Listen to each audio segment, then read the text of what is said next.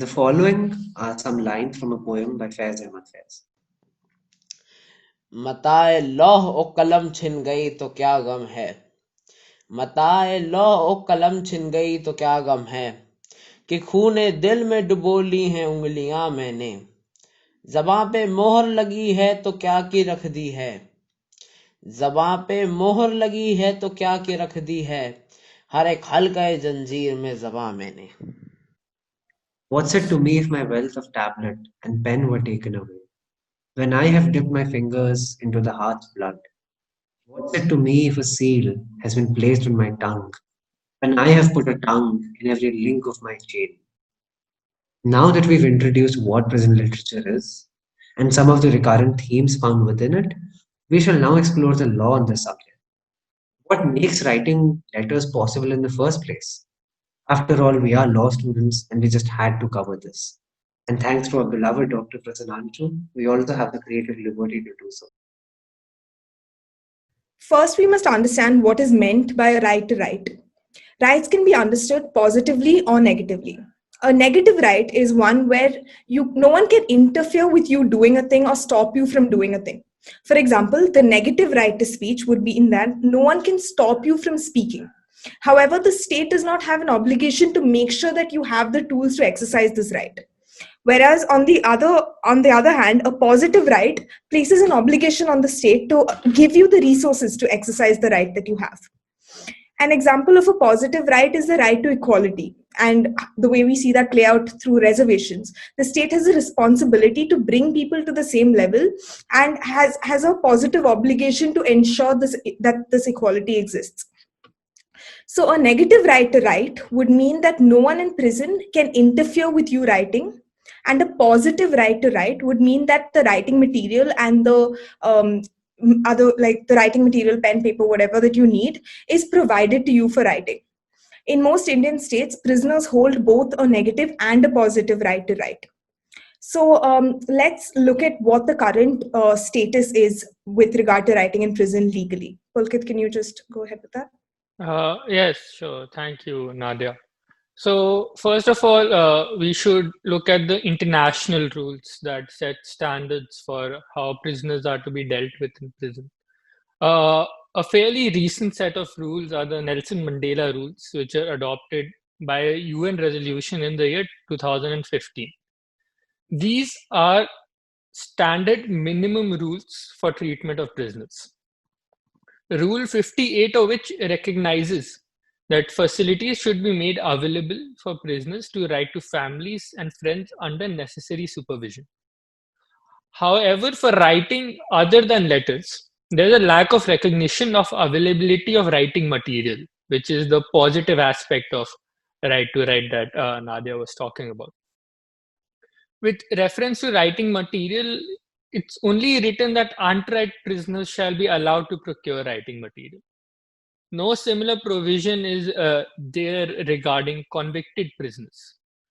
Though it needs to be kept in mind that these are, after all, minimum standards, which means that it is the prerogative of the states to provide prisoners with writing materials or not if they choose to. However, this does show that there is a lack of international consensus whether convicted prisoners should be granted writing material to write or not. Had there been international consensus that that prisoners all over the world should be given material to write on, it would have made its way into this minimum standard that the UN body has decided to set. So that was for the international aspect of it. Why don't you, Ananya, tell us about the domestic status of prison writing? Thanks, Pulkit. So yeah, in India, prisons are a state subject under the constitution. So what this means is that there is no uniform law which governs the day-to-day functioning of all prisons, including rules on letter writing. One exception to this might be the Prisons Act of 1894, which is a British era law. However, it doesn't mention anything about letter writing, so it isn't useful for what we are trying to look at. Now, if we try to look at the prison manuals of each state, one thing which stands out to us immediately is that a lot of them are not available on the internet at all, even on the official prison websites of each state. So this itself points to the callousness of governments with regards to prison administration. But we can still establish the general attitude of Indian law in this regard, that is, with regard to letter writing, by studying whatever prison acts and manuals are available on the internet.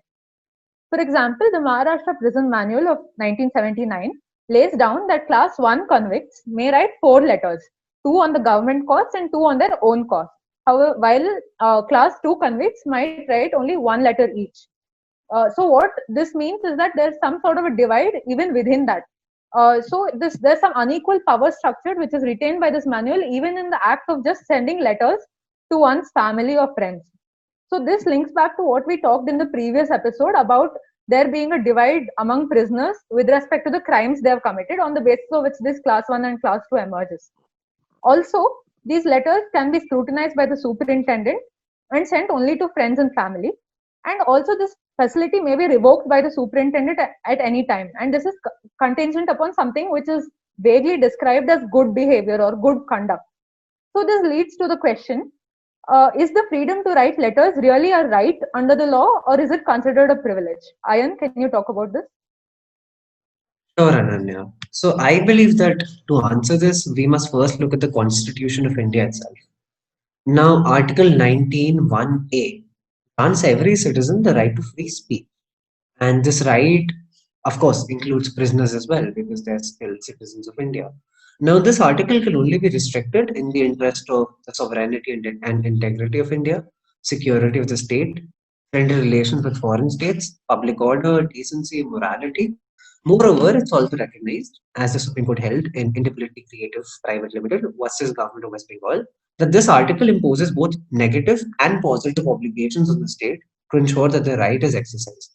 What Pulkit was also mentioning. However, the unfortunate fact is that prison manuals and rules tell a different story. So it may be apt to refer to the Model Prison Manual 2016, which was released by the Home Ministry of India. Now, as we've already said earlier, prisons are a state subject under the 11th schedule. However, the central government can still release model manuals which states can adopt.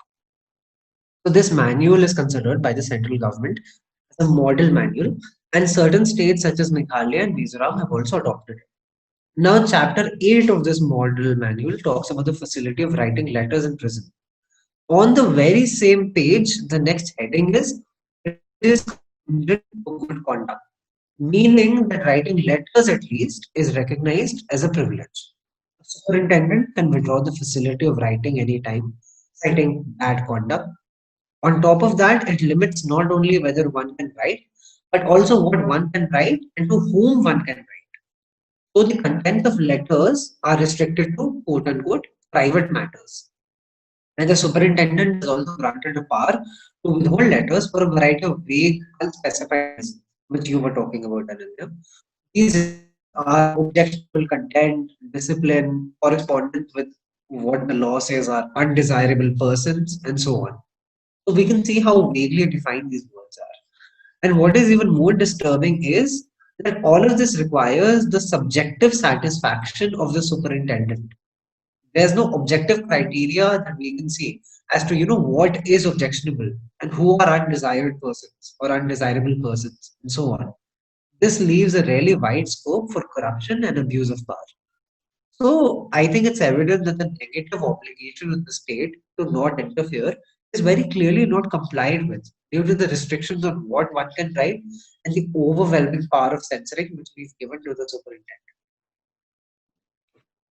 And when it comes to the positive obligation of the state in this regard, which I may add is a very important side to it, the prisoners are in a physical condition where they require the state to assist them to even exercise this right.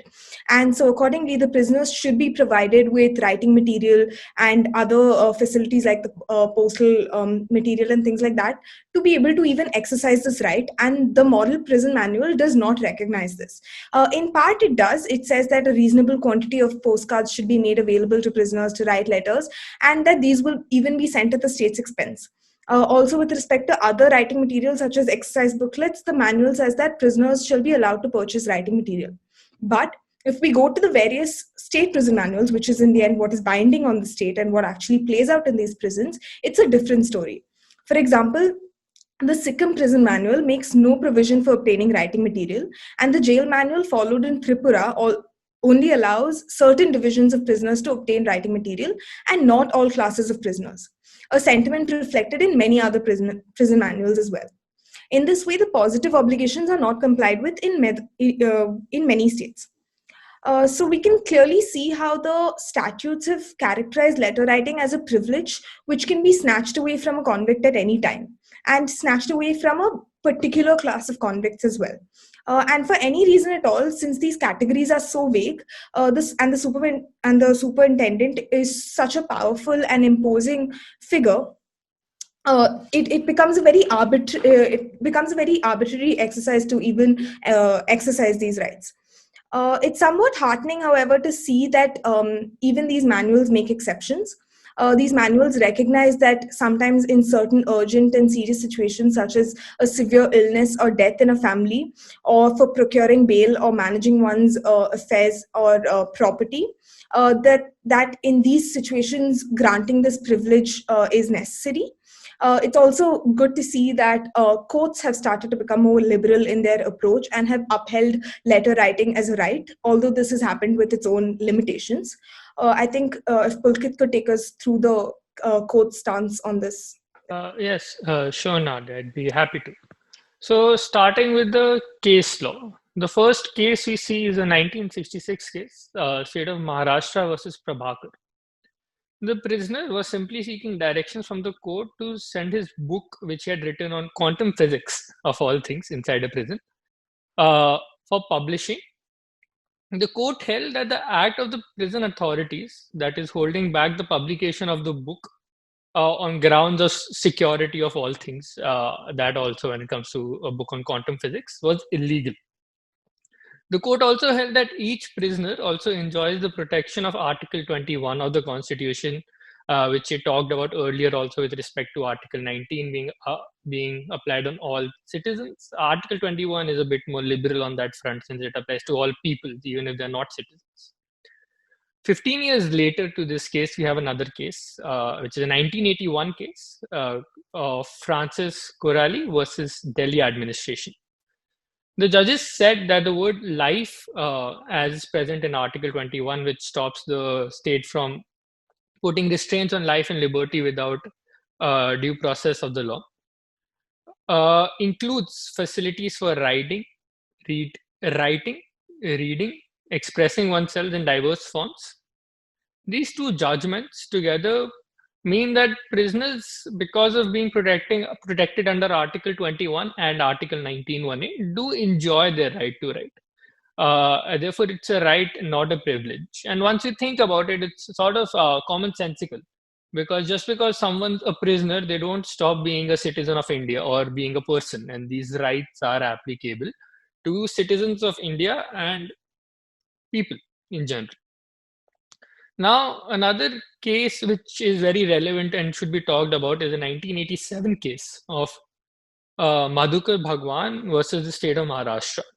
The Supreme Court said, and it starts very progressively, we fail to see why the prisoner should not give vent to his grievances with the prison administration to the outside world through his letter. When the prisoner is not prevented from making these grievances in the interviews which are permitted to him under these rules, by reason of conviction and being lodged in jail, the prisoner does not lose his political right or rights to express the views on political matters. The relevant provisions in the Maharashtra prison manual, disallowing writing from inmates from one prison to inmates of other prisons and censoring letters with political content, so both struck down as a result.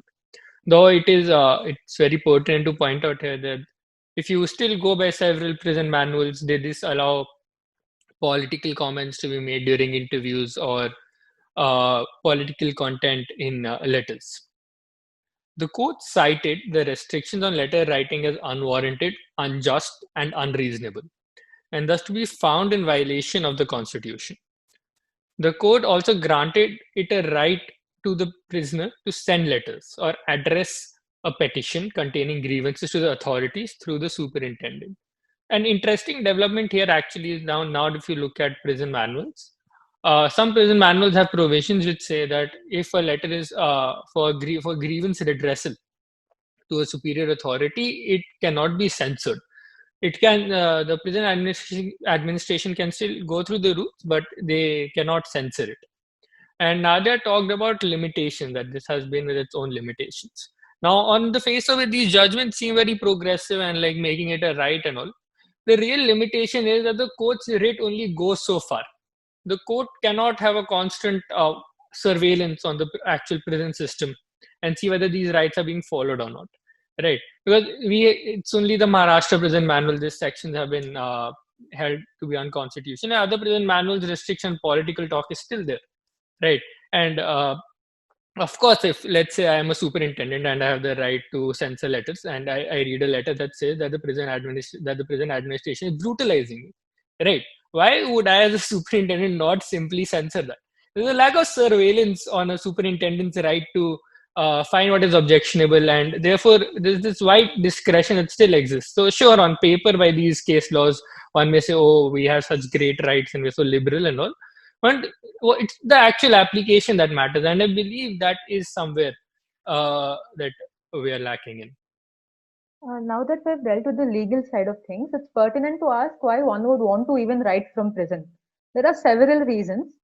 So, firstly, is the fact that it holds importance to both the writer as well as the reader. To the writer, it allows him or her to maintain his or her connection with his or her family and close friends.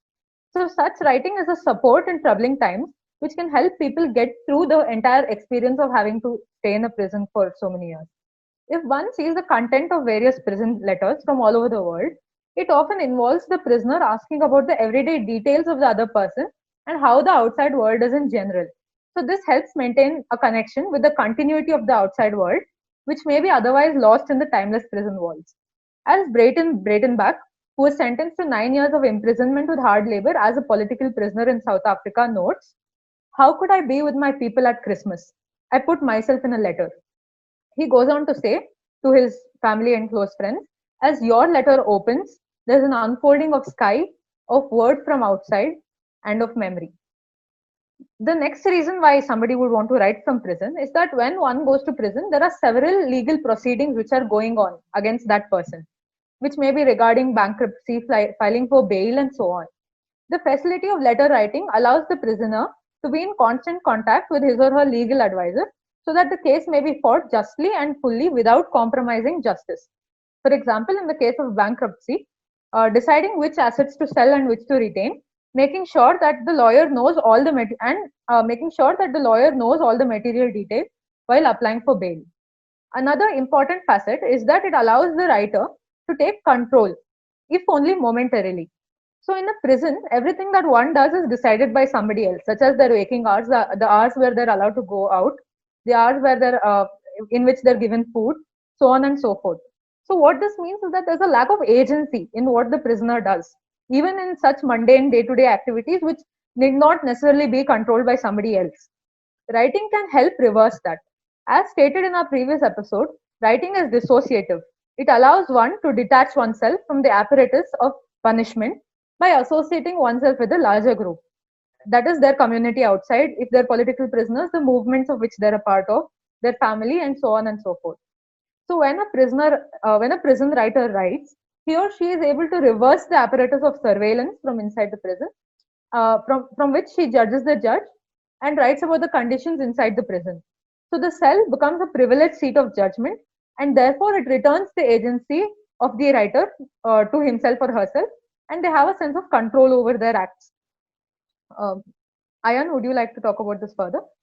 Yeah, thank you, Nanda. This reminds me of a research article that I read actually. It's called Autobiography and the Power of Writing, Political Prison Writing in the Apartheid Era. So, in this article, it's argued that the written word is a weapon that both inflicts pain and also secures power for political prisoners. So, even as prisoners are writing to, restore a sense of self and world with changing legislations and continuous censorship all around them, their sense of self is getting undermined by state power. So, autobiographical prison writing is the most articulate of this resistant or oppositional writing. So, due to the writer's role as an active agent in choosing and ordering the events to dwell upon, it goes beyond mere documentary realism, which we see in a lot of autobiographies, and actually focuses on lived experience. And what is lived experience? It is the subjective interpretation of events occurring during the stay in prison. So we can say how prison autobiographical writing is different from regular autobiographies. Firstly, because how it's used as a weapon to restore a sense of self, and also because of the subjective interpretation of the daily experiences. Now, another aspect to this is that, well, this is noted in the article, that prisoners, when denied access to writing materials, often end up scratching words on prison walls. And I believe this is an image that we can all think of in our minds. I think we've all seen this in popular media of the lonely prisoner scratching words on a prison wall. This shows that prisoners need not always have a specific target or a purpose in mind. Not everyone is writing to be published in prison. Prisoners simply want to express their thoughts despite a lack of listening. And lastly, I think it might be worth mentioning that even an expression of frustration has its own value because it can give some emotional relief resulting in catharsis. So even the Supreme Court recognized this in Madhukar Bhagwan versus State of Maharashtra and others, that the prisoner must be allowed to vent his grievances against the prison administration to the outside world, something which Pulkit also talked about. So I believe that the second question which we need to answer is what relevance does it hold for the reader? Well, we've talked about this in our introductory episode. Firstly, it raises the consciousness of people regarding the conditions inside prison. What happens inside the four walls of prison is not really accessible to the public eye beyond what we've seen in popular media. And we've already covered how popular media is different from the reality of prison. So, prison writing can revitalize that aspect of public surveillance on the mode of punishment. It can ensure that prisoner rights are not violated, and finally, that the rule of law is maintained. So, while we recognize the advantages that prison writing brings to both the writer and the reader, I must add that there are a few more problems which arise from correspondence. These problems are fairly uniform across countries. One being that the length of letters is strictly circumscribed, in addition to being cut, censored, lost, and delayed. Sometimes prison guards would ask prisoners to rewrite letters with instructions on what to leave out so that they could pretend as guards to the outside world. Sometimes disillusionment would set in. As a prisoner during the apartheid, Indres Naidu, one of the African National Congress, noted that so little happened on the island, or rather, so little happened that we were allowed to write about, that getting something to say was quite difficult, and we never got much pleasure from writing. We wanted the contact, but with hardly anything to communicate, we would throw it away and destroy our few painfully put together thoughts. Prisoners were caught between the immense cathartic importance attached to written activities and the fact that they were illegal or subject to arbitrary control by the authorities. There was a sort of competition over allowing and being allowed to write. While guards derived their power from the state, prisoners derived it from being collective, thus boosting their morale and solidarity. I also wonder whether writing is different from for political prisoners. So, if Pulkit, you could take that. Yes, I would be very happy to answer that. And I'd like to begin again by a short poem by Faiz Ahmed Faiz. Among the sun's cooling embers, the evening star turns to cinder. Night unfurls, Night unfurls its curtain, cloistering the devout. Will no one shout in defiance?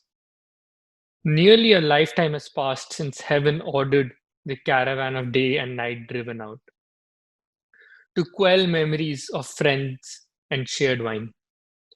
They outlaw the moon by night and disallow the day its clouds. But the morning breeze comes again, tapping the prison door. Dawn is breaking. Tell your heart not to doubt. This verse by Faiz Ahmed Faiz, it was written while he was in prison and actually captures the urgency and sense of purpose that drives political prisoners to write. The political prisoner has largely two aims while writing from prison. One is to continue the battle that they have been fighting outside, and others to sustain communication with the outside world. Prison thus becomes part of their unfinished journey, a means to reinforce the cause for which they were placed behind the bars, a symbol of resistance. Regardless of these motives, this endeavor is often marred by a number of paradoxes inherently part of incarceration and the fact that they are political prisoners. One of the paradoxes is that these political prisoners are often imprisoned for the very act of writing. Let's say whether it's seditious libel or whether it's defamation of certain chief ministers and other ministers. Uh, Thus, they need to reshape their writing within prisons or otherwise risk heavy censorship. As Nadia talked about, we had so little that we could write about. Attempts at communication are marked with an awareness that the writing may never reach an audience. That's always a risk, like they might lose your letter. Another paradox results from the very different worlds that the writer and the targeted reader inhabits. The four walls of a prison would normally direct a writer to produce works which are very subjected and connected to their prison experiences. However, to continue the movement they were fighting for, they need to continue to mobilize readers for a cause, and their subjective experiences inside a prison won't do, which requires them to transcend subjectivity and assume a more objective position of advocacy. It's like balancing on a thin wire. How much subjective content and how much objective content can you place inside a prison letter? They must carefully decide how far the audience has to be let in on their subjective struggles and experiences while still the writing having a tone of advocating for the movement which they're a part of.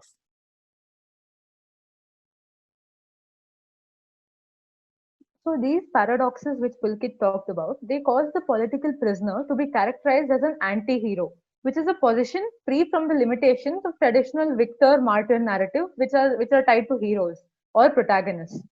So the anti-hero symbolizes this prisoner's negotiation and confrontation with these paradoxes.